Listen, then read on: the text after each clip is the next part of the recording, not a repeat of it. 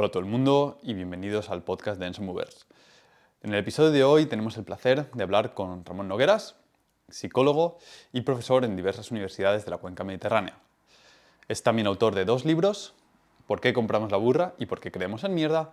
Y es muy conocido por sus charlas en Escépticos en el Pub, TEDx y diversos otros colectivos de divulgación científica que podemos encontrar en YouTube. Se especializa en estas charlas de divulgación, en comunicar y promover lo que él llama la psicología sin mierdas, una aproximación escéptica y científica a la psicología, que es un campo absolutamente plagado de falacias y de aproximaciones no científicas. Y es por estos lares por donde hemos querido hablar con él, dado que el entrenamiento es también un campo donde puedes encontrar una enorme cantidad de opiniones no científicas respecto a cómo entrenar, cómo tratarte y cómo mejorar tu salud. En este episodio aprenderás cómo analizar de forma crítica las fuentes de información, cómo abordar y motivar un cambio en la conducta, por qué las burbujas de filtro no existen y mucho, mucho más. Así que, sin más dilación, aquí os dejo con este episodio con Ramón Nogueras.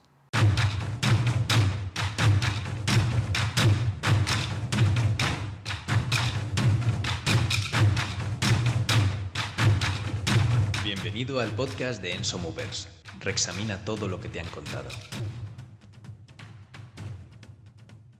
Vamos a empezar un poquito con estas ideas de por qué compramos la burra. Empezando por tu campo, que sería la psicología. ¿Por qué crees que la psicología tiene tantas ramas y tantas que son pseudociencia, literalmente? A ver, es una pregunta amplia. ¿Se me escucha bien? Vale. Un poco alto incluso, vale. No. Pues, a ver, en primer lugar es que partimos de que la psicología tiene un problema de definición de objeto de estudio, porque claro, algunos, los conductistas, entendemos la psicología como la ciencia que estudia el comportamiento, fundamentalmente el comportamiento humano, aunque también estudiamos el comportamiento animal para aprender sobre el comportamiento humano. Y ahí nos solapamos con la etología de los biólogos. De hecho, yo creo que etología es el nombre que deberíamos tener como ciencia, porque psicología viene de psique, del alma, y nosotros con el alma no tenemos nada que ver porque el alma no existe.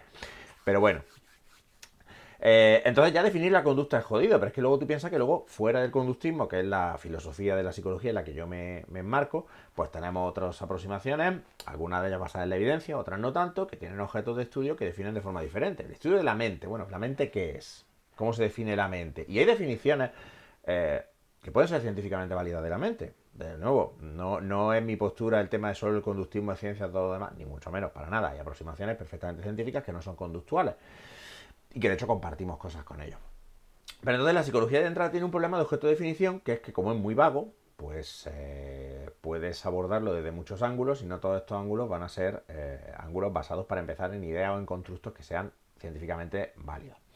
Luego además tenemos un segundo problema, que este es un problema popular, un problema cultural, que es que se confunde o se iguala la psicología como ciencia natural, porque además esto de ciencia social es una gilipollez, yo eso no me lo creo, porque la conducta humana es un fenómeno natural, a no ser que aceptemos mierdas como el espíritu o lo que sea, en cuyo caso pues sí, la conducta podría ser sobrenatural. Pero la conducta humana es una conducta natural que además sigue unas leyes y unas regularidades, como la sigue la conducta del resto de los animales, porque no somos diferentes del resto de los animales. Pues una cosa es la ciencia, pero luego otra cosa son las aplicaciones. Y la gente tiende a confundir la aplicación con la ciencia. Por ejemplo, cuando la gente habla de psicología, habla de psicología clínica, de psicología sanitaria, o habla de la psicología que aborda el tratamiento de los problemas psicológicos. Pero es que hay mucho más. Hay psicología social, hay psicología del deporte, hay psicología básica y experimental que se refiere a los fenómenos psicológicos como la atención, la memoria, la percepción, la emoción, pero desde un punto de vista muchísimo más, como dice el propio nombre, ¿no? A nivel básico, ¿no? Cuáles son los fundamentos tanto neurobiológicos como conductuales de estas cuestiones. Tenemos psicología forense, tenemos psicología y jurídica, tenemos psicología evolutiva, que no evolucionista. La psicología evolucionista es una mamarrachada, es una pseudociencia. La EvoPsic, la psicología evolutiva, que estudia el desarrollo psicológico de las personas a lo largo de sus diferentes etapas de la vida, porque hay de diferente en la psicología de un niño con respecto a la psicología de un anciano, por ejemplo. Y como puedes ver hay mucha diversidad, entonces ya hay muchas ramas, pero se confunde todo uno y dice psicólogo, pues tú tienes una consulta. Bueno, no, hay muchísima psicología muy importante. De hecho, la mayor parte de la divulgación que yo he hecho, aunque yo soy sanitario, y trabajo en una consulta, no es sobre sanitaria. Tengo muy pocas charlas sobre depresión, ansiedad y tal, en comparación con cosas que, por ejemplo, se englobarían más en la psicología social o en la psicología básica y experimental, cognitiva, etc. Entonces, claro, hay mucha pseudociencia porque además, ya con esto acabo, y esto creo que os pasará también en vuestros campos respectivos, todo el mundo cree que sabe un huevo. Porque como todo el mundo se comporta, todo el mundo cree que entiende su comportamiento. O sea, eso es lo que se llama, de hecho, la ilusión de introspección, que define muy bien Ploming y Hirovich, ¿es? Uno de ellos es Ploming seguro. Que es la sensación, la ilusión de que nosotros podemos acceder al proceso que hay detrás de un estado psicológico en vez de solo al estado. Y en este sentido la conciencia es como una calculadora. Tú metes algo y ves el resultado, pero tú no ves todo el proceso. Es ahí. La mente es plana, Nick Chater, Libraco. Creo que es posiblemente uno de los libros más importantes del último siglo en psicología y nunca deja de pasmarme que haya pasado tan desapercibido. Entre otras cosas, este libro explica por qué el inconsciente, en un sentido freudiano, porque en otros sentidos se puede hablar de inconsciente, pero en un sentido freudiano, una segunda mente, debajo de la mente, no puede existir. Entonces, claro, las pseudociencias aquí dan explicaciones que muchas veces parecen intuitivas o literariamente, como el caso de psicoanálisis, acertadas, pero que no tienen luego ningún tipo de soporte en la realidad. Claro, todo el mundo come, por tanto todo el mundo cree que es nutricionista, todo el mundo sabe qué hay que hacer para adelgazar, todo el mundo sabe qué hay que hacer para ponerse fuerte. Luego resulta que te vas a Estados Unidos y 3 de cada 4 son personas con problemas de peso, problemas de obesidad, diabetes y una serie de factores relacionados con la nutrición, pero todo el mundo es listísimo. Pues en psicología tenemos ese problema, que todo, además, por supuesto, yo tengo mucha psicología, ¿para qué vas a ir al psicólogo si puedes arreglarlo esto hablando en un bar con tus amigos? Etcétera. Bueno, pues el día que tu amigo en un bar te haga un análisis funcional, pues ve y págale la sesión a tu amigo, ¿sabes? Ya está, porque entonces pues tu amigo merecerá realmente que le pagues ese. Bueno, este libro, el de La mente es plana, yo desde que me lo leí a raíz de tu charla, la verdad es que me lo pasó pipa. Hacía mucho tiempo que no me leía un libro que me volaba los esquemas tanto, decir, wow, pues todo esto que pensaba... Claro, es que de hecho eso es una cosa que ocurre muchísimo en psicología. Me sigue ocurriendo a mí. Tú te aproximas a un tema como por ejemplo este, o el mito de la educación de Judith Rich Harris, cuando demuestra que la infancia, el comportamiento de los padres no tiene efecto en la personalidad futura de los hijos, o lees el mito del trauma que desmonta todos los mitos acerca de cómo nos afectan los sucesos traumáticos, que en realidad en muchos casos no nos afectan a medio o largo plazo, o que las experiencias infantiles no son más importantes, que ahí está Kagan. Por ejemplo, mira, ahora justo estoy repasando esta obra de Kagan, ¿no? El temperamento y su trama, que viene a tumbar la idea esta de que la infancia es especialmente importante y que las cosas que te pasan en la infancia son... Claro, la psicología científica pues es completamente de volar la cabeza porque choca con las intuiciones culturales que tenemos. Pero eso pasa perdona que te corte un segundo. Eso pasa también no solo en nuestra área, sino yo creo que en todas estas áreas sociosanitarias, tal y cual de la ciencia, que no tienen... Bueno, eso, que la gente tiene esas experiencias de vida en esas áreas, tiene ideas preconcebidas, incluso ideas culturales, ¿no? Que tenemos alrededor de estos ámbitos, y que yo creo que igual a nivel de ciencia tampoco son ciencias tan viejas, que no llevan tanto tiempo aportando una modificación en ese nicho en cuanto al pensamiento, ¿no? Porque quizá no lo veo tanto en otras ramas, como en la física. La gente no es tan... Bueno, Ojo, no, esto que dices es muy importante. Para empezar, en el caso que me ocupa a mí, la psicología es una ciencia joven. Quiero decir, nosotros celebramos el 200 aniversario del nacimiento de la psicología, que no nace con Freud, como mucha gente piensa. De hecho, Freud nunca fue psicólogo, era neurólogo, pero es que además psicoanálisis ni siquiera él lo planteó como una psicología. Él lo plantea como una especie de filosofía, disciplina artística, punta de paya, bueno, como una forma de sacarle dinero a sus pacientes y pagarse la farlopa, que es cara. Y... la psicología nace en el laboratorio de Wilhelm Wundt, en Leipzig, en Alemania, donde él empieza estudiando fenómenos de percepción, memoria, atención, con los limitadísimos medios que el hombre tenía en esa época, en 1800 y pico. Entonces, claro, somos una ciencia joven. Estamos todavía muchas veces encontrando nuestro lugar y claro, nos comparamos con ciencias como la física, nos comparamos con ciencias como la química, nos comparamos con ciencias como la biología, pues lógicamente pues tenemos muchísimo más camino por recorrer y ojo, los avances que la psicología ha realizado en el siglo XX y lo que llevamos del XXI, concretamente, precisamente, desde la aparición en parte del conductismo y luego la aparición de la psicología cognitiva en los años 60, 70 aproximadamente, más bien 60, son relevantísimos y yo creo que tienen mucho mérito para los jóvenes que somos, pero evidentemente tenemos que ser humildes y reconocer que, bueno, Y a mí me parece apasionante que decir, joder, las de cosas que nos quedan por aprender, ¿sabes? Pero, por ejemplo, el descubrimiento de los principios del aprendizaje y de modificación de conducta ya es un cimiento enorme en el que se han construido multitud de intervenciones testeadas y validadas por la evidencia. Pero claro, no tenemos todavía... Y ojo, Newton era astrólogo y alquimista y cabalista y creía en toda clase de mierdas, y hoy día tenemos médicos o físicos que creen que la Tierra es plana, o sea que nadie está a salvo, vaya. De hecho, de eso van los libros, ¿no? Es decir, todo el mundo cree en mierda, o puede creer en mierda. Yo creo que creemos mucho en mierdas cuando hay un gran componente estadístico por medio. Porque si te hay una partícula, dice, bueno, está detectada sí o no. Y el intervalo de confianza, al final, tienes que hacer estadística, pero hablamos de que intervalos de confianza de 10 sigmas de confirmación, no 12 sigmas de confirmación. Sin embargo, en todas las ciencias sociales es como, sí, tenemos una correlación de 0,3, 0,5, y dice, bueno, eso es mucho o poco, porque la mayoría de la gente no tiene ni idea de cómo leer las estadísticas.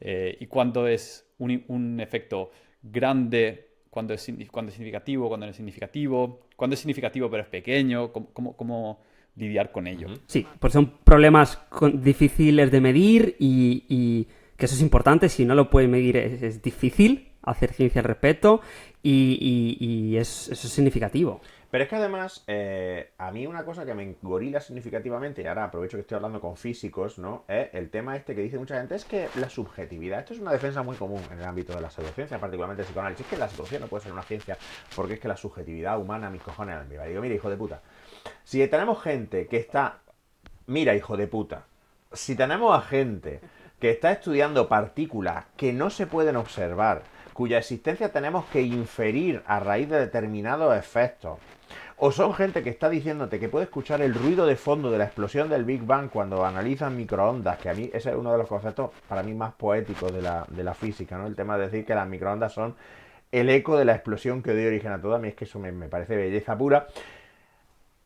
Tú no eres tan complicado, José Luis. O sea, de verdad. Pero es que además no solo eso, sino que cuando observas el comportamiento humano tú ves que hay irregularidades, que en ciertas condiciones mucha gente, no toda, nunca toda, pero mucha gente tiende a comportarse de una manera determinada. Y de esas regularidades nosotros podemos obtener leyes del comportamiento. Cuando la gente dice, por ejemplo, y esto lo siento por vosotros, pero me lo dicen mucho físicos, es que de verdad, físicos, es que en psicología no hay leyes. Tú eres tonto y en tu casa no se han enterado. Hay leyes, como las leyes del aprendizaje, el condicionamiento clásico operante, lo que es una operación de discriminación, una extinción condicionada, que eso está probadísimo en el laboratorio y fuera del laboratorio, es universal. Y es universal no solo para los humanos, es universal para los humanos, los perros, los gatos, las palomas. Organismos unicelulares sin sistema nervioso responden al condicionamiento clásico. ¿Qué cojones que no hay?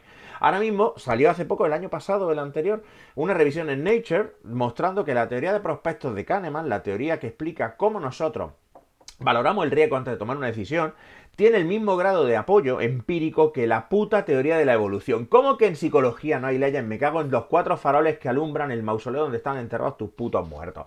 Tú no sabes cuáles son esas leyes. Eso está muy bien, no pasa nada. Yo no sé de física. No pasa nada, yo no sé de física. Yo no podría explicarle a alguien las ecuaciones de Maxwell, porque aparte de saber que existen unas ecuaciones que tienen que ver con el electromagnetismo, que se llaman ecuaciones de Maxwell, y que Maxwell debía ser un nota que estudiaba estas cosas, yo no sé nada, no pasa nada. Pero no me hipotesco, es que no hay leyes universales, no, es como cuando discutes con psicoanalistas, es que esto no se sabe cómo funciona, no lo sabes tú, que no has leído más que tontería. Efectivamente, ese es un buen punto. Y claro, yo me pongo muy furioso, Perdona. Sí, no, dale. Sí. Que me pongo furioso porque además la psicología tiene una relevancia, creo, que no tienen otras ciencias. Y no es por hacer de menos, ni mucho menos, para nada. Porque luego las aplicaciones de la física básica, por ejemplo, en que yo me caliente el café en el microondas, ahí están. Pero claro, la psicología, luego estas aplicaciones tienen consecuencias reales y jodidas para la gente. No entender el comportamiento tiene que ver, por ejemplo, con cómo se legisla. Por ejemplo, la creencia de que sistemas más punitivos disminuyen la criminalidad es una idea que desde la psicología forense y desde la sociología también, por supuesto, y otras disciplinas que estudian el funcionamiento social, no solo la psicología, está más que falsada. Pero sin embargo se sigue reclamando más mano dura porque tal. Como ciertas tendencias recientes en educación, particularmente en educación infantil, que son a una absoluta gilipollez, se basan porque en pedagogías se enseñan cosas que no necesariamente están fundadas en psicología del aprendizaje. Pero ¿por qué cojones la gente no estudia psicología del aprendizaje en una carrera profesional que se basa en enseñar? No lo sé, es misterioso. La mayoría de las tonterías que dicen los economistas no se corresponden, porque a mí, que dejen de hostias, la economía es el estudio de una actividad humana. Si es una actividad humana es un comportamiento, por tanto la psicología tiene algo que decir. Claro, es muy inconveniente porque los psicólogos realmente es que tenemos que estar metidos en todo. De hecho, leí por ahí por tocar los cojones que la física no es un estudio de la realidad física, la física es un estudio del físico. Me parece un poco cruel, pero ¿entendéis? Entonces, claro, para mí es muy importante esta divulgación porque no hay un libro que... no lo tengo aquí, o sea, lo tengo en el electrónico, de que escribió un señor llamado Anthony Bigland, con B, que os recomiendo sin reservas. Tiene uno que se llama Resetear el capitalismo, que es fantástico, y tiene otro que se llama La ciencia de la esperanza y la esperanza de la ciencia, que muestra precisamente cómo la psicología se puede utilizar para el cambio social positivo. Pero claro, para primero hay que entender cómo funciona la gente. Y cómo funcionamos. Y cómo el contexto nos moldea. Y como creo que era Skinner el que lo decía. Si queremos tener una sociedad mejor, primero tenemos que ver cuáles son las condiciones de ese contexto que van a hacer que la gente se comporte mejor. No decirle a la gente que se comporte y castigarles cuando no lo hacen, sino crear las circunstancias que favorezcan que la gente se comporte de la forma que nos hemos acordado que es constructiva. Porque claro, ¿cuál es una sociedad buena? Pues eso ya es otro debate que yo ahí no me meto. A ver, es que en física lo que trabajamos, que también es lo de medimos la realidad, comprobamos modelos que nos permiten aproximar mejor o peor o predecir mejor o peor el mundo. Cuando llega un nuevo modelo, pues te echa por tierra el anterior y eso incluye tu propia concepción de lo que piensas que es la realidad, de cómo piensas con el mundo. Nadie pensaba que existía tal cosa como el espacio-tiempo hasta que llegó Newton y dijo, no, hay un espacio-tiempo y el tiempo pasa de forma regular. Y luego llegó Einstein y dijo, no pasa de forma regular, está curvado y tal. Y con las ciencias sociales, creo que mucha gente no entiende el tema de los modelos, de que al final tienes un modelo de comportamiento y con los modelos lo que tienes que hacer es falsificarlos. Coges, vas, lo mides, bueno, haces predicciones, coges, vas, lo mides y mides si funciona o no. Si no funciona, coges y lo tiras. Pero la gente se aferra con mucho fervor a muchos modelos que no tienen soporte científico. Y yo he tenido esta conversación con mucha gente que se siente muy engañada, volviendo al tema social, porque también pasa en la nutrición, con narrativas que se propusieron como una hipótesis y que luego se han falseado, pero eso no llega a la gente, o simplemente la gente piensa que cambia de opinión, ¿no? En la nutrición pasa, por ejemplo, con hay que comer carbohidratos y no grasas. Pues ahora no, lo contrario. Y en psicología también. Ahora hay que ignorar a los niños cuando lloran. Pues ahora no. Y yo, a veces que cuesta mucho debatir con gente, decirle, no, es que lo que tú habías escuchado antes no era una teoría probada, era una hipótesis de alguien que pensó, alguien con influencia que dijo, pues a mí se me ocurre que si ignoras a los niños, pues va a ser mejor. Y esa persona pues tenía voz por algún motivo y creció, pero cuando te vas y mides, no es la forma ideal de cuidar a los niños o no es la forma ideal para comer. Y a la gente le cuesta mucho entender eso y a ver si puedes arrojar un poquito de luz. ¿Cómo comunicar esto? ¿Cómo puede la gente...? A ver, las cuestiones aquí son... Voy a intentar responder lo mejor que pueda, pero es una pregunta complicada. En primer lugar, tenemos que entender que yo creo que una cosa que nos falla a los divulgadores es que no solo hay que divulgar hechos o fenómenos, ¿no? Mira, ocurre este fenómeno, existe el sesgo de confirmación y es esto, y funciona así, que eso está muy bien, por supuesto. Hay que divulgar también cómo se hace la ciencia, hay que desmitificar la ciencia, porque la ciencia es una cosa fantástica, es increíble, pero precisamente los que la conocemos o intentamos conocerla bien, creo que lo primero que hacemos es bajarla de ese pedestal. La ciencia está hecha por gente, la ciencia está hecha por gente. Y por tanto, de hecho, el método científico, yo estoy cada vez más convencido de que la revisión por pares, la necesidad de replicar los experimentos, todo esto nace del hecho de que no nos fiamos de nosotros mismos y con razón. Por tanto, a ti te piden que cuando tú haces un experimento lo publiques y que otra gente pueda ver y criticar cómo lo has hecho y que otra gente pueda intentar repetirlo y ver si le sale lo mismo o le sale otra cosa. Eso es importante. Entonces, y creo que eso falla. Creo que no se divulga suficiente acerca de cómo se investiga. Entonces, claro, luego tenemos cosas como, por ejemplo, el escándalo de la crisis de replicación. ¿Pero la crisis de replicación qué? ¿La crisis de replicación qué? No ha pasado nada. ¿Qué? No ha pasado nada, perdón. Adam Mastroianni, que tiene una newsletter que se llama Historia Experimental, que os recomiendo sin reservas, sobre psicología, sacó un artículo precioso en el que decía que el único daño que ha sufrido la ciencia psicológica con la crisis de la replicación ha sido el daño reputacional que han sufrido los científicos, los que han pillado en fraude o los que han pillado que no les replican los experimentos. Porque en realidad no ha cambiado nada. Quiero decir, los fenómenos... Que si está publicado ya es válido. No, o al revés, o que si, o al revés, ojo, o al revés, o que si no publica es inválido. Que es que esa es otra, porque por ejemplo, la mitad de los efectos, es que de verdad es que me pongo negro. La mitad de los efectos estudiados en psicología no han replicado. Primero, eso quiere decir que la mitad sí. Cállate, un mes. Lo segundo, de la mitad que no replican, eso no implica que el efecto sea inválido e inexistente, porque en muchos de los casos lo que no replica es el tamaño del efecto. Esto es, por ejemplo, el famoso sesgo de confirmación, que de hecho le da nombre a, voy a aprovechar, a la newsletter que lanzo el lunes de divulgación, que se llama Sesgo de Confirmación en Substack, y a mi blog que se llama sesgodeconfirmación.com.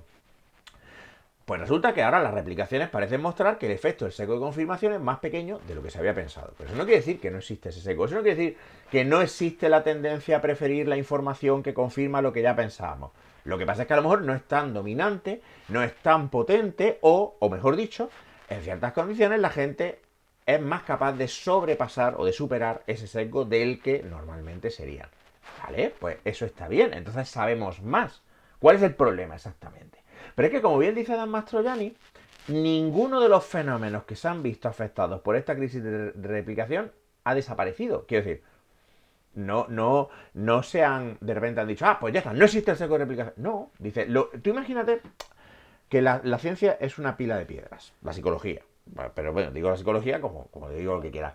Entonces, no, la física también. Claro. Hay ahora discusión sobre la masa de la Vía Láctea y que ya hay bastante. Sí, yo de hecho he escuchado a físicos decir que la teoría de las cuerdas es una pseudociencia, que bordea los pseudociencias. Es una pseudociencia. Es una Vale, yo en estas es peleas teología. de friki no me meto, ¿vale? Porque yo no sé ni tal. Pero bueno, que lo he escuchado y dice, hostia, los físicos, que son el epítome de la ciencia natural, exacta, dura, no sé qué, también tienen estos problemas. Porque es lo que pasa. Entonces, cuando viene la gente... Y sesgos de confirmación. Claro, cuando viene la gente a patadas. pedirme a mí justificaciones de rigor extremo y pureza máxima, pues yo me descojono, ¿sabes? O sea, es decir, pero tú, eso, es peor cuando vienen economistas. Pero bueno, pero a veces viene un físico y dices, tío, tápate.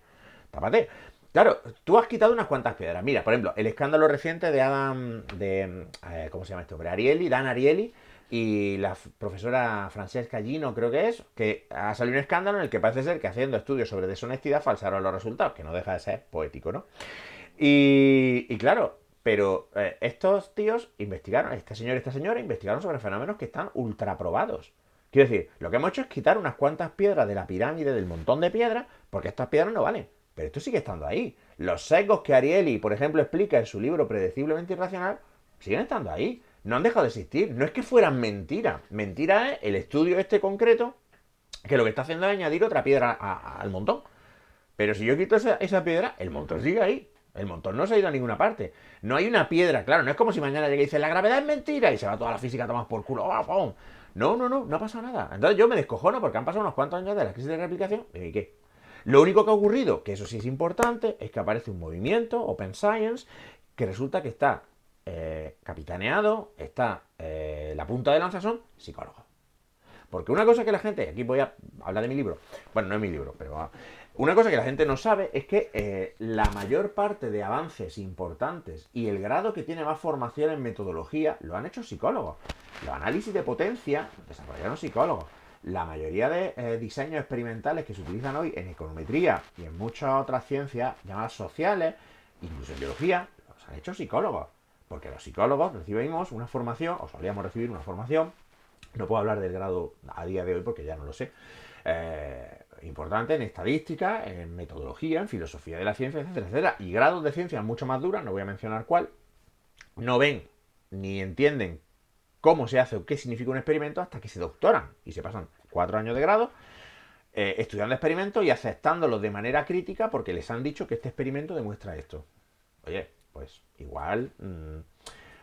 y ojo, y esto no quita que yo sea muy crítico con la psicología y que hay un montón de psicología que es bosta y que se podría tirar y que y no pasaría nada. Y de hecho, además, ahora estamos especialmente felices porque además lo podemos tirar a la basura y efectivamente no pasa nada. Pues eso a mí me ha traído dos cosas a la cabeza. La primera, que precisamente yo llevo un tiempo desde que acabé a lo largo del máster y demás, muy interesado en la rama del pensamiento crítico, de pensar, de evaluar críticamente las ideas y decir, bueno, de qué cosas me puedo fiar y con qué confianza y qué herramientas utilizo para evaluar diferentes ámbitos. Y pensando mucho, me sorprende negativamente que no haya nada de ese estilo en la carrera de física, precisamente. No vemos en ningún momento nada de teoría de filosofía de la ciencia, no vemos cómo nos podemos engañar nosotros mismos con nuestros propios experimentos, no vemos cómo podemos caer en nuestros propios secos de confirmación. No, todo eso se da por sentado que como eres una de las físicas, una de las ciencias madre, todo eso, tú estás fuera de todo eso. No eres una persona haciendo ciencia, eres la ciencia emerge a través de ti, no tienes que pensarlo ni tienes que evaluarlo. Y lo veo cuando sabes buscar un poquito, pues ves a patadas, ves gente que se aferra a sus teorías con fervor y con ganas y que da igual lo que les saque, que no la van a dejar ir porque les encanta. Entonces, ¿qué podrías recomendar tú? O sea, cuando la gente te pregunta, vale, ¿cómo puedo desarrollar esas habilidades? ¿Cómo puedo mejorar mi análisis crítico? Porque es una pregunta complicada y aparte del típico, sí, critica todo lo que veas. La gente dice, sí, yo lo... Sí, pero claro, a ver, en primer lugar, una cosa muy interesante es la exposición voluntaria a puntos de vista opuestos. O sea, es decir, voy a buscar, por ejemplo, si yo leo una cosa que me gusta mucho, voy a buscar críticas a esta cosa que me gusta mucho. Y voy a leer estas críticas a esta cosa que me gusta mucho. En segundo lugar, por supuesto, pero esto es muy complejo,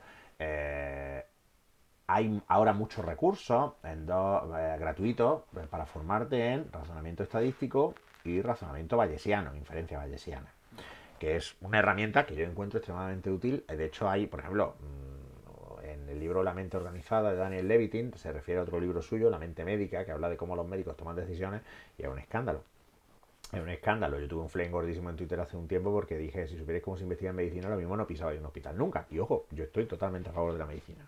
Totalmente. Pero es que, de nuevo, si amas algo, tienes que cuidarlo y cuidarlo. Entonces, hay cirugías que se hacen y se hacen y no han demostrado ningún tipo de beneficio para el paciente, no alargan especialmente su vida, no mejoran de hecho, a veces empeoran sus condiciones de vida. Y se habla de la cirugía de cáncer de próstata y la gente decía, es que esto no vale porque es una fuente de libre divulgación. Y digo, mira, te he puesto la bibliografía, no, me suda los cojones. Y dice, ya, pero angiografías que se hacen y que no aportan nada, pero claro, el médico tiene que hacer algo. Y no tienen conciencia de estar tan secados como cualquier otra persona, que no son peores que otra gente, entendámonos. Claro, entonces, cuando Levitin hace un razonamiento bayesiano de la utilidad de determinados tratamientos, resulta que es mucho mejor no tratar. Porque a lo mejor el paciente va a tener mejor calidad de vida y va a vivir los mismos años. Pues eso, ¿se valora o no se valora? O tenemos que tratar por cojones.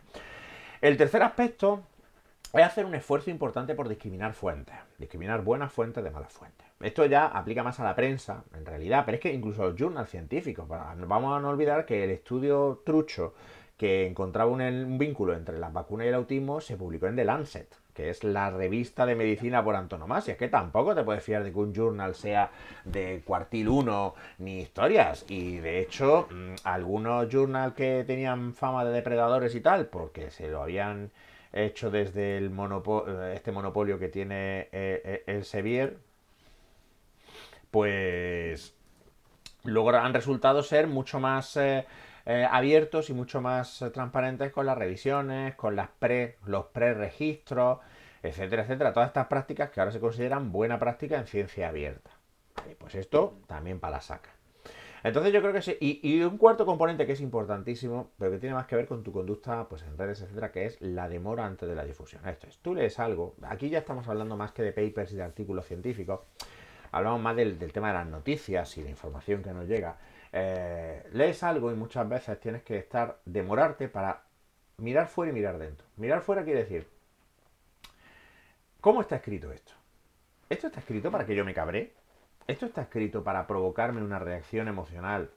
Por ejemplo, ojo, me cabré o que me guste mucho porque va muy en línea con lo que yo pienso. Sí. Claro. Y ahí viene lo de mirar fuera y dentro. ¿Cómo está escrito y qué reacción me está provocando? Esto me gusta muchísimo, muchísimo, muchísimo. Esto me cabrea muchísimo, muchísimo, muchísimo. Pues probablemente deba esperarme. Porque a lo mejor al cabo de un rato lo miro de otra manera y digo, hostias, pues esto tampoco es tan así. Claro, tan así. Entonces, creo que además A mí me gusta decirle a la gente que intentar diferenciar entre los hechos que se afirman en un artículo y la interpretación de los hechos. Es decir, qué dice que hay y qué me está contando el periodista. Claro, Claro, pero aquí es que yo también diferenciaría un poco, primero, leer paper. Ya de entrada hay cosas que chirrían. Por ejemplo, cuando en un artículo periodístico no se enlaza el artículo del que habla la investigación, ya eso es trucho. Cuando se habla de que hay estudios y no se enlaza ninguno, ya es trucho. Pero es que de todas formas, un artículo científico normalmente, hombre, a ver, te lo puedes leer en diagonal y puedes leerte solo el abstract y luego las conclusiones y decir, ya está demostrado y no mirarte la metodología. Además, no todo el mundo puede valorar la metodología, es que estamos en la misma. Claro, pero sí es cierto que un artículo científico yo creo que tiene ya la ventaja de que de entrada ya invita un poco más a la reflexión. Suelen ser extensos, requieren tiempo, normalmente no puedes estar haciendo otra cosa. Mientras que un artículo de noticia está mucho más pensado para, de hecho, compartirse sin leer. Por eso Twitter incorporó este botoncito que me pareció una muy buena medida de ¿no te has leído el artículo? ¿Quieres pinchar en el artículo antes de leértelo? Mira, algo es algo. ¿Por qué? Porque introduce esta demora. Este pequeño recordatorio que no siempre funcionará y habrá gente que dirá, me suda los huevos, lo voy a compartir. Pero ya ese recordatorio a alguna gente pues le hará replanteárselo. Pues eso está bien. Eso ya está bien. Eh, pero creo que sobre todo tenemos que ser conscientes de cómo se redactan las cosas con el propósito de cabrearnos. Se redactan las cosas con el propósito de facilitar. Y yo creo que la gran crisis del periodismo precisamente es esa. No hay ningún incentivo para verificar las cosas. No hay ningún incentivo para pensar ni para valorar. ¿Por qué no? Porque de lo que se trata de conseguir el clic rápido, se trata de conseguir la máxima difusión y el máximo alcance posible. Por ejemplo, un fenómeno que es súper conocido es el hecho de que cuando hay una noticia falsa, la difusión de la noticia siempre es mucho mayor que la difusión de la corrección.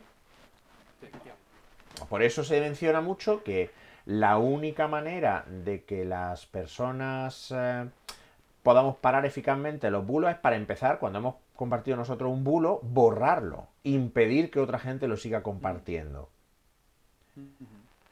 Y eso es una cosa que se tiene que valorar y se tiene que entender.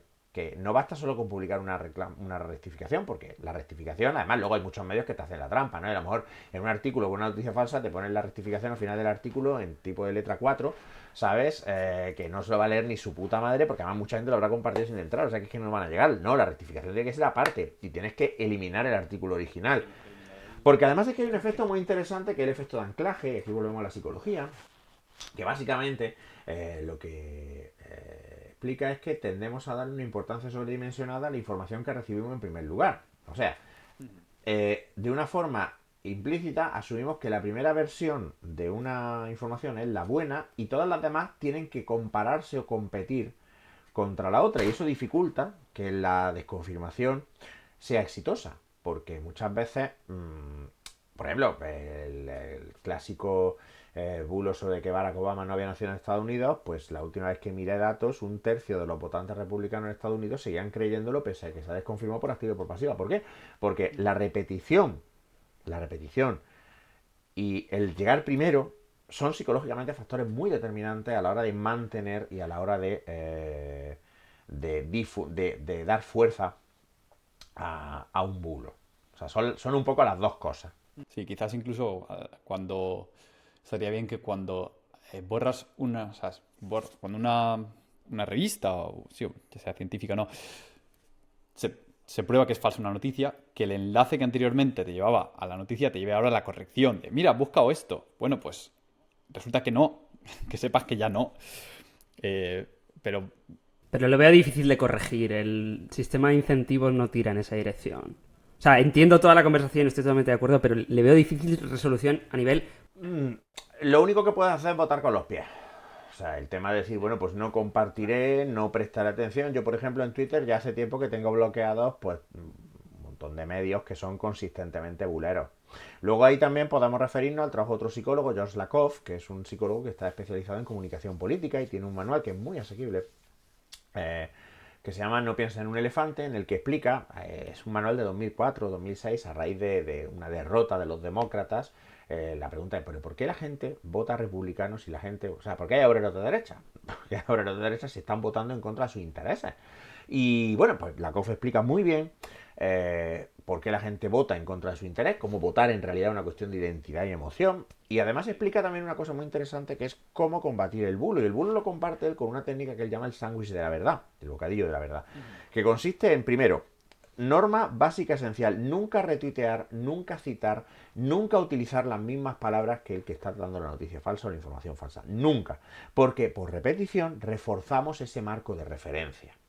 Un ejemplo que me encanta que él usa es el ejemplo de cómo la derecha ha conseguido que pagar impuestos, que es una cosa necesaria para el sustento de los servicios sociales de toda índole y para un montón de cosas que son muy positivas, la infraestructura, muy importante, o sea, yo no sé, vale, que tú no crees en las pensiones, pero te gustaría tener carreteras, yo qué sé, pues a base del uso de palabras como impuesto, han conseguido que sea malo. Cuando tú hablas de un sitio que donde no se pagan impuestos, tú hablas de paraíso fiscal. ¿Por qué? Porque no pagar impuestos es el paraíso. ¿Por qué? Porque has comprado ese marco. La izquierda lo primero que tendría que hacer, esto ya es una cosa que se sale del ámbito quizá del podcast, pero es empezar a usar palabras diferentes y decir, pues ya no lo vamos a llamar impuesto nunca, lo vamos a llamar contribución.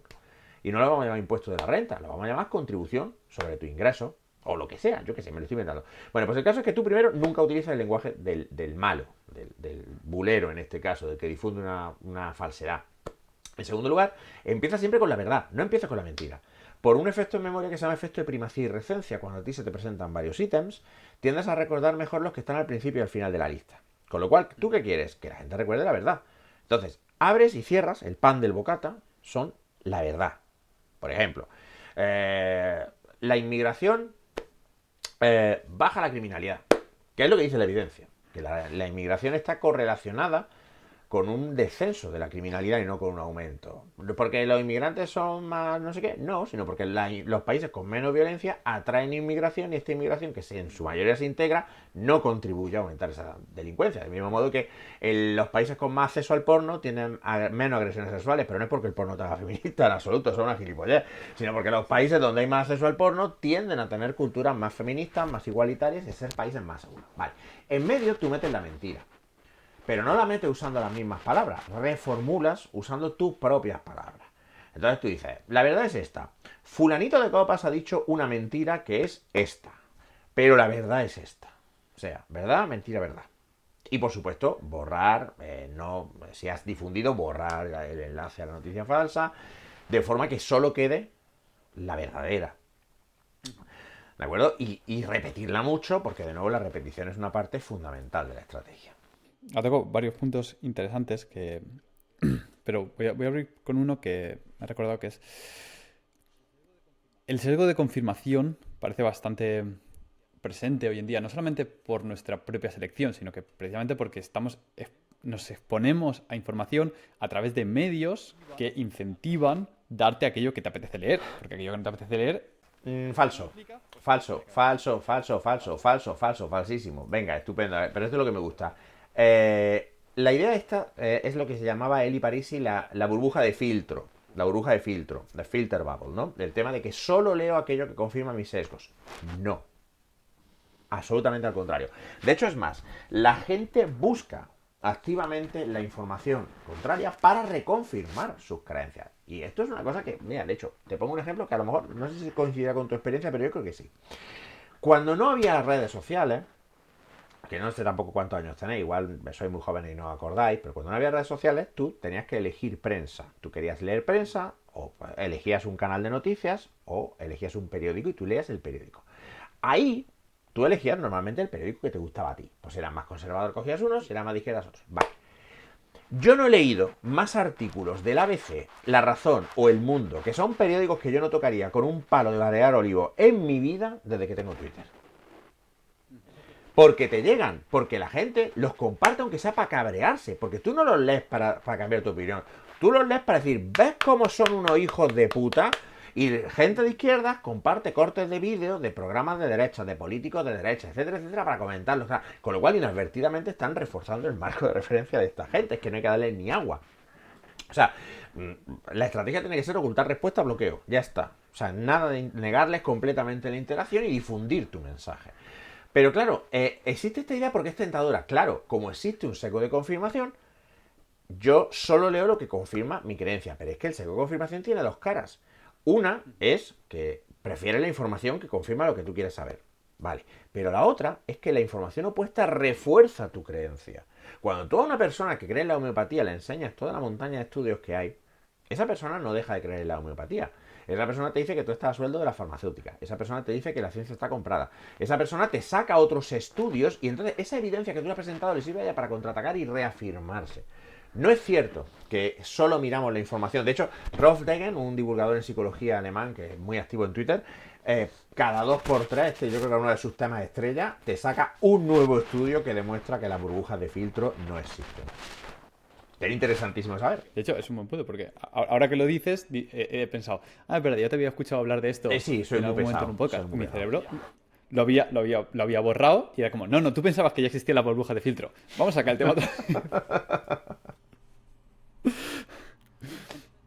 Entonces, como persona, ¿qué puedes hacer? ¿Cómo lidias con esto? ¿Cómo lidias con el sesgo de confirmación? Porque yo estoy muy a gusto con no tener creencias extremadamente firmes sobre ciertas ideas y aceptar que hay incertidumbre sobre esto, sobre lo otro. Me muevo entre diferentes ideas dependiendo de la situación. Entiendo que en esta situación mejor esto, en esta otra. Esto puede aplicar a una dieta, puede aplicar a un programa de entrenamiento, puede aplicar a un modelo psicológico en el que entender el mundo. Pero es muy difícil que la gente tenga esta fluidez a la hora de... Es muy difícil porque nuestras creencias son una parte de nuestra identidad. Con lo cual, cambiar una creencia es una amenaza a tu identidad. Equivale a asumir que tienes que cambiarte a ti mismo. Tienes que dejar de ser quien tú eres. Y esto es una cosa que a la gente nos da mucho miedo porque es un poco como morir. O sea, es un poco como aceptar que tengo que dejar de ser yo y tengo que ser otro. Y hombre, pues eso genera comprensiblemente unos rechazos y unas preocupaciones importantes.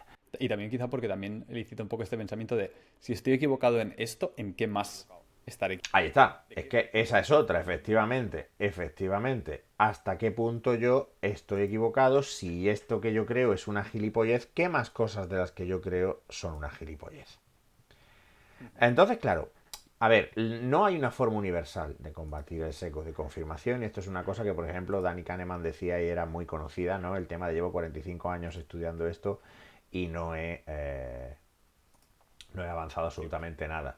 Eso. Lo que pasa es que la frase no está completa. Como digo al final de Por qué creamos en mierda, cito ese primer cacho, pero luego cito lo que viene a continuación. Pero hay algunas cosas que se pueden hacer. En primer lugar, hay un ejercicio que se puede utilizar que es el de abogado del diablo, que es el de buscar a alguien que no seas tú y pedirle que busque argumentos, que te proporcione argumentos en contra de la tesis que tú quieres sostener. ¿Vale? Entonces, ya de entrada, el hecho de plantearte que alguien venga y te explique por qué a lo mejor no tienes razón, si es una persona cuya opinión respetas, etcétera, etcétera, puede ser de utilidad a la hora de modificar esto. Otra opción que también existe es el hecho de hacerte preguntas, pequeños experimentos mentales de decir, vale, ¿qué tendría que darse, qué tendría que cumplirse para que yo descartara esta opinión, para que yo desechara esta opinión? ¿O qué tendría que cumplirse para que la opinión contraria fuera verdad? Esto es muy interesante porque entonces a continuación te pones a buscar, o debes ponerte a buscar, esa información o esa posibilidad. Este cambio de mentalidad, este cambio de chip, ya de entrada nos da la ventaja de... ahora estamos tratando de probar una hipótesis, no estamos tratando de desconfirmar. Entonces podemos verlo desde otra tendencia.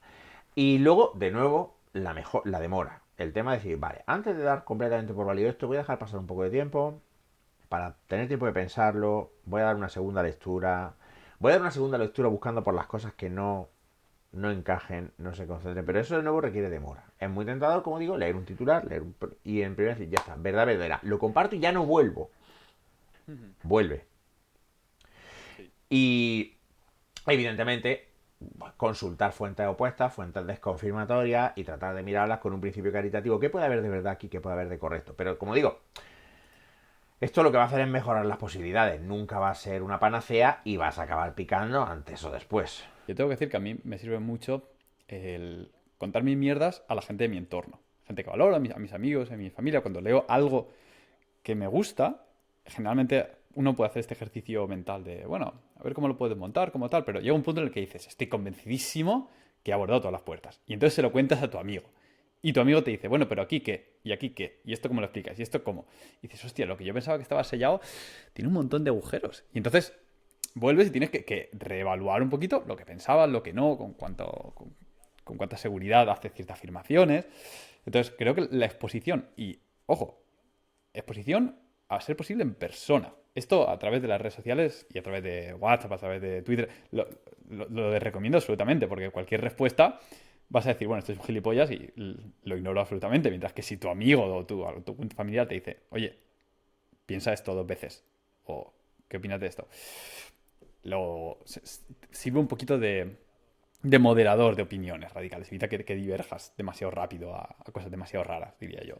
Ujú. Y venga, pasando yo me acuerdo que en una de tus charlas también hacías bastante énfasis, creo que en una de las parejas, hacía mucho énfasis en la gente no cambia. De hecho, la gente cambia, y esto es curioso porque yo dije eso en la charla de pareja. Hay cosas de esa charla que yo cambiaría, lo que pasa es que también esa charla es del año 2018, o sea que en 5 años han cambiado las cosas. Y ocurre a veces que llega la gente y dice, oye Ramón, me gustan mucho tus charlas, pero he visto que en esta charla dice una cosa y en esta charla dice otra. ¿Qué es lo que ha pasado? Y digo, el tiempo. Pues el tiempo. O sea, han pasado 2 años y entonces en esta, si te fijas, esta es posterior y entonces aquí digo cosas que corrigen la anterior porque es que es así. Claro, además, como muchas veces los vídeos no están en mi propio canal, tampoco los puedo corregir ni los puedo tirar abajo. La gente cambia, pero la gente cambia si cambia el contexto. La gente cambia si cambia las contingencias, una contingencia, una relación de reforzamiento y castigo, o sea, la relación que hay entre tu conducta y lo que ocurre a continuación. Entonces, ¿qué pasa? Que en la charla que de pareja yo lo que decía es una cosa que ha observado Gottman, que es que la mayoría de la gente no cambia porque muchos de los problemas que tienen las parejas son diferencias, si quieres llamarlo, en personalidad. O sea, es decir, pues si tú eres muy ordenado y tu pareja es muy desordenada, si tú eres una persona muy tímida y muy extrovertida y tu pareja es muy introvertida, perdón, y tu pareja es muy extrovertida, pues eso no tiene arreglo, no se puede arreglar. Las parejas que tienen éxito lo que hacen es encontrar soluciones que les permiten coexistir bien y minimizar los efectos negativos de esas diferencias. Entonces, claro, muchas veces las relaciones de pareja tú te metes a cambiar al otro. Y si, salvo que sea un experto modificador de conducta, pues normalmente eso sale mal. No cambias. Vale. Pero la gente, a raíz de eso, me llamaron para hacer una TEDx en Madrid, que se llama Pueden cambiar las personas, donde explico cómo cambian las personas. Pero es que las personas cambian ante todo por cambio en el contexto. Entonces, el problema es que cuando pensamos en el cambio, esto es una cosa que a vosotros, los que estáis en nutrición, ejercicio y todo esto, pasará mucho. Se habla mucho, pues, luego sale el subnormal el croissant el Yados, o como coño se llame, el gilipollas de los burpees. Eh, es que la fuerza de voluntad, es que el no sé qué, es que eres una fucking bestia, es que eso no existe la fuerza de voluntad. La fuerza de voluntad, la mayoría de cosas que nosotros definimos como cualidades, en realidad es lo que se llama en filosofía reificar, es convertir en cosa algo que no es una cosa. Cuando tú dices yo tengo fuerza de voluntad o tú tienes fuerza de voluntad, estás mintiendo. Yo no tengo nada de eso, yo tengo hígado, yo tengo pulmones, yo tengo barba. La fuerza de voluntad es un patrón de comportamiento al que le ponemos etiqueta. Fíjate cómo mucha gente que dice que no tiene fuerza de voluntad tiene un montón de fuerza de voluntad para hacer cosas que le gustan. Para eso no te falta la fuerza de voluntad. ¿Por qué? Porque no existe tal cosa. Cuando hablamos de desarrollar la fuerza de voluntad, lo que hablamos es de aprender a desarrollar hablamos de desarrollar un hábito de comportamiento porque hemos aprendido a que determinada conducta tiene unos reforzadores que nos gustan. Entonces, claro, la gente cambia, pero la gente, para entender el cambio como algo interno, yo voy a decidir cambiar y con eso lo voy a conseguir, y si no lo consigo es porque me ha faltado de esta cualidad que es fuerza de voluntad. En vez de decir, ahí está, si yo quiero cambiar, lo que tengo que hacer es ver qué puedo cambiar en el entorno, qué puedo cambiar en mi contexto, que me ayude a realizar los comportamientos que quiero realizar y a no realizar los comportamientos que no quiero realizar. Todo el mundo quiere estar sano y en forma. No es una cuestión de querer. Por eso siempre, cuando hablamos de que el libre albedrío no existe, la gente se raya. Pero es que es verdad, si el libre albedrío existiera y fuera una cosa que de verdad que está, no habrían falta dietistas o entrenadores. Sí, pero cuidado con Sapolsky, porque Sapolsky tiene 3 libros que yo le conozco. Ese último, el de Behave que sacó antes, y el de por qué las cebras no tienen úlceras. Yo solo puedo recomendar este último, de las cebras. Porque tanto en Behave como por lo que me han contado, Behave sí lo he leído, este no. En Determined, Sapolsky cita una pila de cosas que no han replicado y no han replicado mal, y las cita como cosas establecidas y no están establecidas. O sea, Sapolsky no es cuidadoso. Entonces hay que tener cuidadito. Pero sí estoy de acuerdo con la idea central del libro, no tenemos libre albedrío. Lo que tenemos son pues una historia de aprendizaje por la cual nosotros reaccionamos de una determinada manera que además es predecible.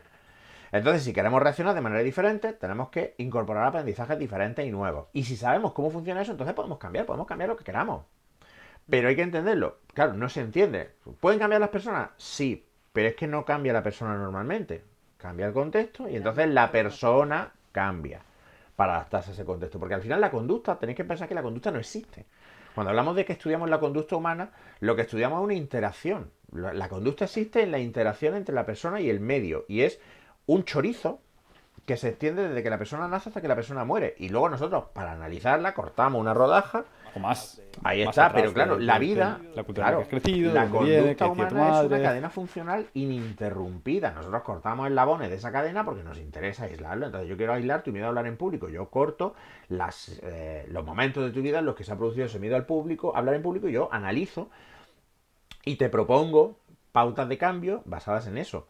Pero fíjate que en realidad es arbitrario. O sea, yo corto tu conducta, o sea, toda tu conducta viene determinada por la conducta previa y lleva a determinar la conducta futura. Y yo corto donde a mí me conviene. Entonces, claro, la gente cambia cuando entiende que lo que tiene que cambiar es su contexto. Por eso, cuando tú quieres hacer un cambio en tu alimentación, pues lo primero que haces es que limpias los armarios de la despensa de cualquier cosa que no entre en ese plan que tú quieras hacer. ¿Por qué? Pues porque si yo creo que para mí no es bueno comer galletas de chocolate y yo tengo una caja de galletas de chocolate, pues me las voy a meter por el culo. Y a lo mejor el primer día no y el segundo tampoco, pero un día que venga hasta los cojones del trabajo, o que las niñas me tengan aspeado, o que venga triste, o lo que sea, pues me las voy a meter por el culo porque están ahí. Si no están ahí, no me las meto por el culo. Si solo tengo opciones buenas en el restaurante, en la cantina de mi trabajo, buenas o saludables, es que estas etiquetas, me entendés que me dan un poco de prevención a veces. Pero si yo solo tengo unas opciones que podríamos catalogar como saludables en la cantina, entonces no hay fuerza de voluntad ni hostias que hacer. Coma lo que coma, yo va a estar bien. Si yo no tengo alcohol, no puedo sufrir los efectos adversos del alcohol. Si solo puedo beber agua, pues no puedo beber otra cosa. Entonces muchas veces los cambios vienen de ahí, es cómo puedo yo cambiar mi contexto. Y ojo, no hablamos solo del contexto, el tono físico, el contexto también incluye el contexto social. El contexto es eso, de que tus amigos influyen en ti tanto como tú en tus amigos y rodearte de... Claro, esto sí es cierto que es un eslogan muy típico de los coaches, pero es que tiene su puntito de verdad, ¿no? El tema de decir, si tú te rodeas de gente que hace ejercicio, es más fácil que tú hagas ejercicio. No es seguro, porque de nuevo, la psicología es una ciencia probabilística. Pero es mucho más probable que tú hagas ejercicio que si estás rodeado de gente que yo que sé, que se chuta fentanilo en el ojo. Pues entonces te das más probabilidad de hacer ejercicio. Eso es lo que hay que pensar cuando queremos cambiar a la gente. Y por eso, por ejemplo, en psicología infantil, que no es mi especialidad, pero conozco a muchas compañeras que trabajan en esto, una cosa que a la gente le rompe cuando llegan es que te traen al niño para que lo arregle y tú con quien trabajas muchas veces con los padres. Porque son los padres el contexto que está detrás de los problemas de conducta del niño. Inadvertidamente, por supuesto, en muchos casos. Y no hablo de maltrato, hablo de cosas mucho más cotidianas, como que el niño tenga hábitos de estudio, o de lectura, o de higiene, o de ejercicio, de lo que sea. Y entonces muchas veces los padres se resisten además porque dicen, si el niño tiene el problema, ¿por qué tengo que cambiar yo? Porque cuando cambies tú, cambiará el niño. En terapia de pareja me pasa un huevo. Que explico y se enfadan conmigo que las cosas que tu pareja hace que te cabrean, muchas veces las causas y las mantienes tú, sin darte cuenta. Y si tú quieres que tu pareja cambie esto que te hincha tanto las narices, tienes que cambiar cómo respondes tú a tu pareja. Y tienes que cambiar cómo... ¿Pero por qué tengo que cambiar yo si estoy hasta el coño, hasta los huevos? Si es el otro el que lo está haciendo mal. Ya, empecé muy bien. Tienes toda la razón a sentirte como te dé la gana. Ahora tú quieres tener razón o tú quieres que las cosas se hagan. Elige una de las dos. Pero tener razón es que es muy guay. Te sienta muy bien. Efectivamente. Eso nosotros hacemos mucho énfasis en esos aspectos y lo hemos hablado muchas veces en los podcasts de la importancia. Lo primero te tiene que gustar la actividad física. Tienes que buscar una actividad física que te guste, te tiene que importar. Tienes que tener un vínculo emocional con eso. Las primeras cosas que hacemos con los clientes es, bueno, ¿tú qué quieres hacer? ¿Qué objetivos tienes y por qué quieres hacer esos? Vamos a poner algo que te importe, porque si solo es un objetivo muy abstracto de quiero estar saludable, vamos muy mal. Y luego tienes que ponértelo fácil. Lo hemos hablado mucho. Yo ahora mismo hago escalada de jiu-jitsu porque los tengo ahí a la vuelta de la esquina. Claro, de hecho, por ejemplo, si viviera en el Cantábrico, haría surf. claro, de hecho, eso es una cosa que he oído muchas veces, que es ¿cuál es el deporte idóneo para mí? El deporte idóneo que para ti es el que te gusta hacer porque es el que vas a hacer. Ya está. Y que además sea conveniente. Me acabas de recordar que durante un tiempo mi mujer, que es una persona que ha sido muy activa físicamente y tal, tuvo un gimnasio de Krav Maga al ladito del trabajo. Y es, creo que la etapa que más constante la he visto ser con ningún tipo de ejercicio, porque salía del trabajo, se iba allí, era una actividad que le gustaba mucho, porque le gustaba mucho darle hostia a rumanos enormes porteros de discoteca, y no tenía que, o sea, salía del trabajo, pasaba por allí y se venía a casa. No había que hacer ningún tipo de alteración en el cambio, etc. Entonces, claro, es lo que tú dices. ¿Qué deporte es el bueno? El que está cerca. ¿Por qué? Porque el contexto te está... Por ejemplo, en mi caso, yo entreno en casa porque yo no tengo ningún gimnasio que me guste a menos de 15 minutos andando. Y si está a 15 minutos andando más, no voy.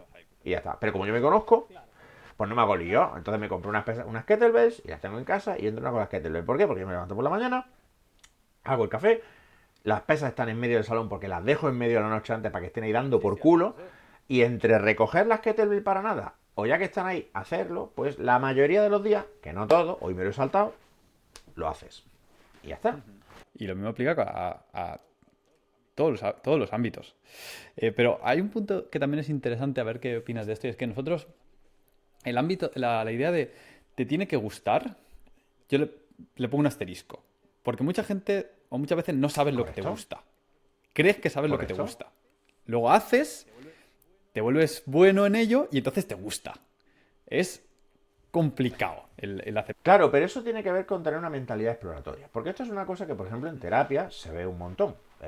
Es que no sé, no puedo decidir porque no sé qué quiero. Pero es que no tienes por qué sabes qué quieres.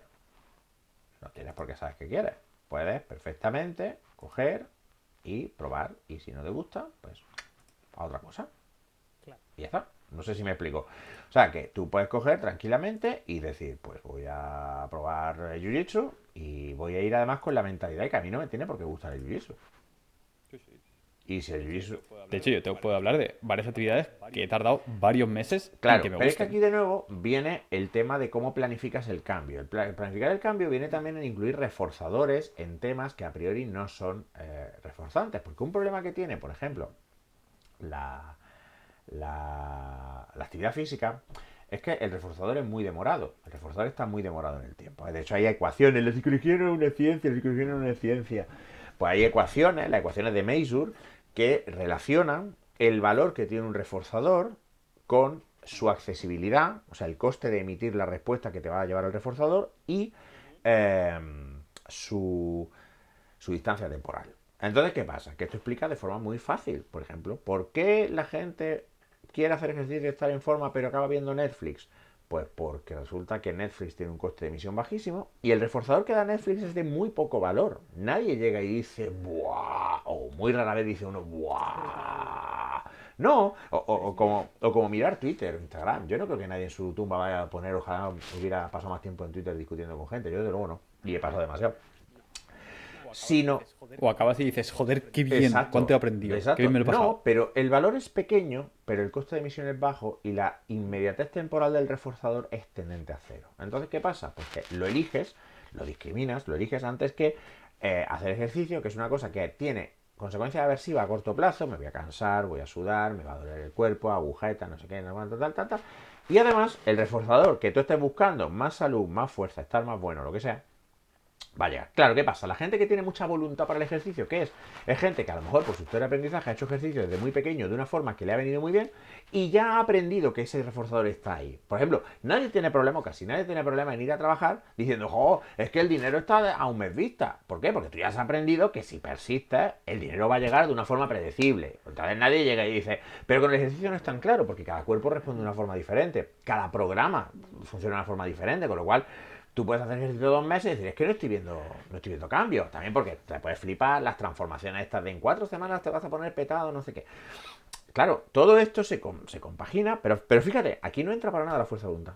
Para nada. ¿Por qué? Porque si yo, por ejemplo, empiezo a poner reforzadores pequeños y lo que hago, y de hecho mi amigo Perales sacó justo ayer, creo que fue compartió una revisión, un metaanálisis que muestra que la estrategia más eficaz para motivar a la gente en psicología deportiva es recompensar la adherencia al proceso. O sea, es decir, tú tienes que recompensar que si el programa dice que tienes que entrenar 3 veces con pesas a la semana, entrenas 3 veces a la semana. Y, o sea, esa tiene que ser tu meta. Hablaba de goal setting, ¿no?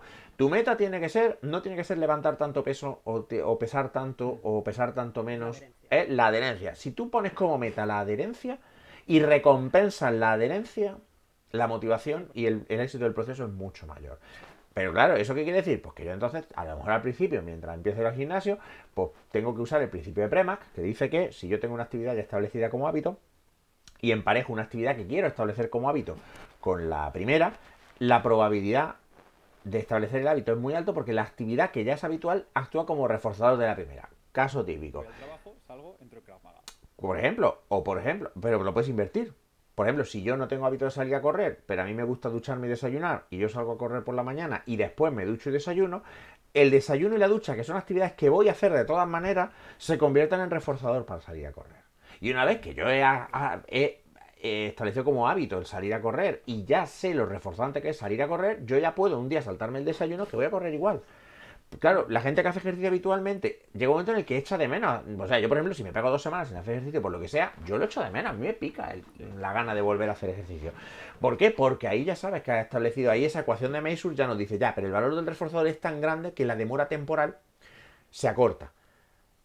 Ojo, o se acorta o ya la has alcanzado. Si tú, por ejemplo, entrenas para estar muy cachas, entonces ya la demora temporal es cero, porque tú cada vez que te miras en el espejo, tú dirás, hostia, qué bueno que estoy. Con lo cual ya tiene el mismo valor temporal que mirar Netflix. No sé si me estoy explicando, claro, pero porque todo esto son cosas que dependen... Ojalá mirar el cuerpo que sea tan entretenido como mirar Claro, Netflix. pero bueno, pero si en el estás lo espejo. bastante bueno, pues a lo mejor sí. Sí, sí. Pero has dicho un par de cosas que es súper interesante. La primera, lo del... el objetivo tiene que ser cumplir. Porque eso lo hemos visto un millón de veces. En el momento algunas personas se empiezan a desconectar del programa porque le ha surgido algo en la vida, tiene más estrés, tiene tal. Tienes que reajustar el programa de entrenamiento para que el objetivo sea adherencia. Efectivamente. Aunque el estímulo sea tan pequeño que no sea el suficiente como para aproximarle a sus objetivos. Eso viene Efectivamente. después. Pero primero, 100% adherencia. Literalmente, si consiste en hacer 2 flexiones al día, 2 flexiones al día. Efectivamente, porque luego para aumentar la sobrecarga, pues siempre vas a tener tiempo y siempre vas a poder. Y además, trabajar unas reglas verbales con la persona que pongan en valor la constancia y que quiten importancia al resultado, etcétera. Este tipo de cosas, porque luego lo que tú dices, si tú empiezas diciendo, te voy a pedir que hagas 2 flexiones al día, y la persona hace 2 flexiones al día, pues luego va a ser muy fácil decirle, bueno, pues haz 4, o haz 2 flexiones y 2 sentadillas, o haz 2 flexiones y 2 sentadillas, cómprate una barra de dominada y cuélgate un rato cada día, y pum, pum, pum, pum, pum, claro, pues tardará lo que tarde. Para esta persona... Y porque ya está el hábito instaurado de soy una persona que entrena, tengo este Claro, es que espacio para además hay entrenar. una cosa que dice, no sé si es Nira ya o quién, que es que el cambio de identidad tiene que anteceder al cambio conductual. De hecho, cuando tú te hablas a ti mismo, cuando te das autoinstrucciones, es mucho más eficaz decir yo soy una persona que fuma, que no fuma, que soy una persona que se está quitando o que lo está dejando. ¿Por qué? Porque una persona que no fuma, no fuma. Y una persona que lo está dejando implícito lleva a la recaída. Es como te ves a ti mismo. Entonces, claro, cuando tú consigues establecer una adherencia, la identidad de esa persona cambia. Porque yo ahora soy una persona que entrena.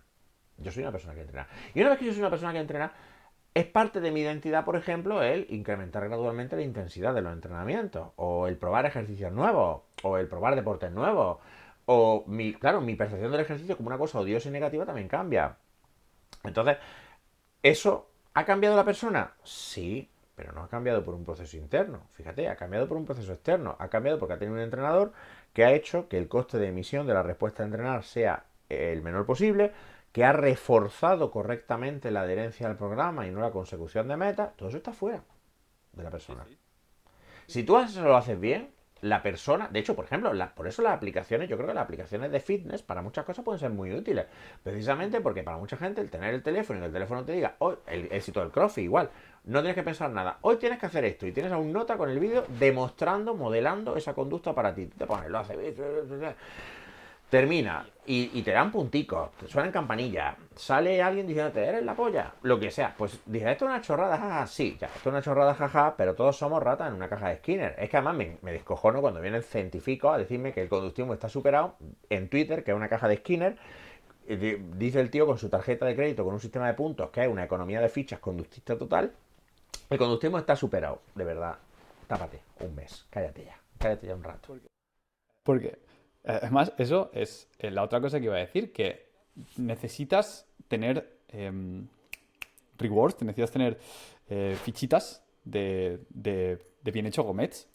Y si se posponen demasiado es muy difícil. Entonces tienes que poner gomets lo pequeño que sea necesario y tienes que medir con todo el cariño que necesites para notar que progresas. Claro.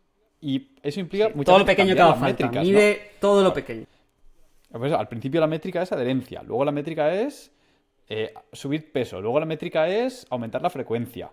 Y a lo mejor la métrica cambia mucho en el sentido de que a veces la métrica para una persona puede ser subir 5 kilos y la métrica para una persona puede ser subir 100 gramos. Y esto aplica tanto al entrenamiento como a la conducta. O sea, tienes que, para cambiar una conducta, tienes que hacer checks regulares de cómo estoy cambiando. Claro, pero exactamente, y para tienes que medir reforzar competición. eso y todo.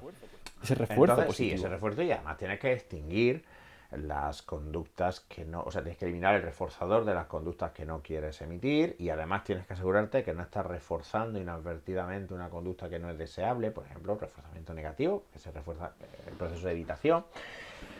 Claro, pero de nuevo, todo esto son leyes. Es decir, son las leyes que se supone que la psicología no tiene. Pues mira, pues sí. Y todos estos procedimientos de modificación de conducta se aplican, y se aplican constantemente, no solo en el laboratorio a ratas, se aplican en nuestro mundo.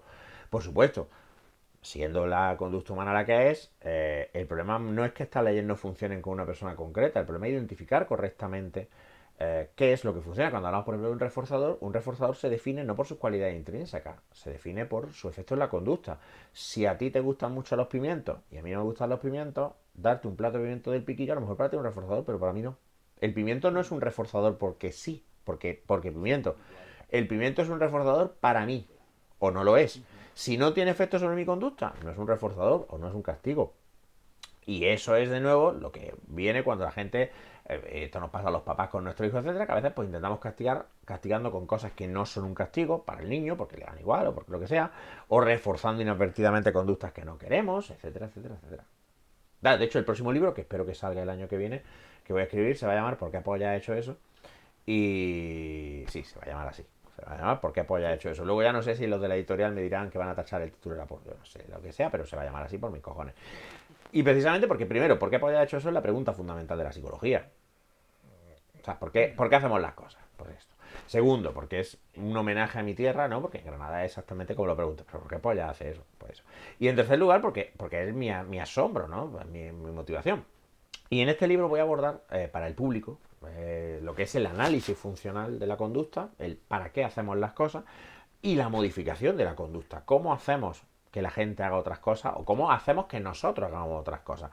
Porque hay manuales muy buenos en castellano, el último que salió fue el de María Jesús Froján y su equipo, pero son súper técnicos. O sea, son manuales que están orientados pues al psicólogo y son efectivamente infumables y medio infumables para el psicólogo, porque a mí que me gusta, y los primeros capítulos de filosofía del conductismo ya son áridos, ¿sabes? Que esto lo tiene que leer alguien que no sea de la cuerda, y esto lo manda a tomar por culo. Entonces, esa es mi intención, sacar un libro sobre este tema para el año que viene, para ayudar a la gente a aprender a modificar su propia conducta o ayudar a modificar a los demás su propia conducta. Esto está chulo porque además es que somos muy malos modificando nuestra propia conducta. No me acuerdo quién lo decía, que somos malos empleados, pero somos peores jefes con nosotros mismos. Absolutamente.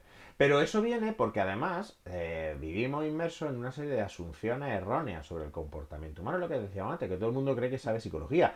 Entonces, por ejemplo, pues tenemos la idea de que los castigos son eficaces para modificar la conducta, cuando sabemos que son mucho menos eficaces que el reforzamiento de conducta alternativa o la extinción condicionada de las conductas indeseables, o mejor todavía, las dos cosas a la vez, extinguir la conducta que no quiero y reforzar la conducta que sí quiero. Creemos en inconscientes, creemos, por ejemplo, en mitos como que prestamos una excesiva atención a la influencia que ciertas cosas como los medios pueden tener en la conducta. Por ejemplo, pues la típica mamonada esta de los videojuegos te vuelven violento. Entonces, claro, somos muy malos modificando nuestra conducta porque es que muchas veces partimos de bases erróneas de cómo funciona nuestra conducta, porque además creemos en mierdas como el libre albedrío. Entonces ahí es donde fallamos muchas veces. Bueno, y yo creo que para cerrar el punto de cambiar la identidad creo que ha sido importante, tanto en el escepticismo como en el entrenamiento. En el escepticismo, el cambiar pensando en... Bueno, es que no soy una persona de derechas, no soy una persona de izquierdas, soy una persona que está abierta a otras opiniones dependiendo de tal, y cambiar cómo piensas sobre ti mismo. No soy una persona que... Yo es que soy sedentario, yo es que soy así. No, yo soy una persona que le gusta explorar cosas nuevas, le gusta probar y que quiere mejorar. Y entonces esos cambios de identidad creo que son súper importantes. Y creo que utilizando estos trucos, porque muchas veces todas estas cosas se basan en trucos, ¿no? Trucos que puede ser dejarte las kettlebells en medio de la habitación, puede ser trucos como tirar las galletas que tienes en el armario, o pueden ser trucos como decir, bueno, pues voy a hacer un pacto conmigo mismo de cada vez que estoy cabreado, no le vomito a la gente en la cara cuando estoy cabreado, me lo guardo 15 minutillos dentro hasta que se pasa y luego lo hablamos. Y creo que la gente puede sacar bastante de aquí. Entonces, soy muy malo cerrando, así que, Ramón, si quieres comentar algo más. Bueno, quiero daros las gracias por el ratito, que ha sido muy agradable, siento mucho no poder estar más rato. Y quiero animar a la gente a que se aproxime al estudio científico del comportamiento y quiero que se aproximen a leer buena psicología, siempre además, ojo, psicología, no psiquiatría. Y cuando hablo de psicología, lo digo psiquiatría por lo de la psiquiatra vitamina, está hablando de personas, vitaminas y no sé qué, gilipollas, no le hagáis caso a esta señora, no dice más que tontería.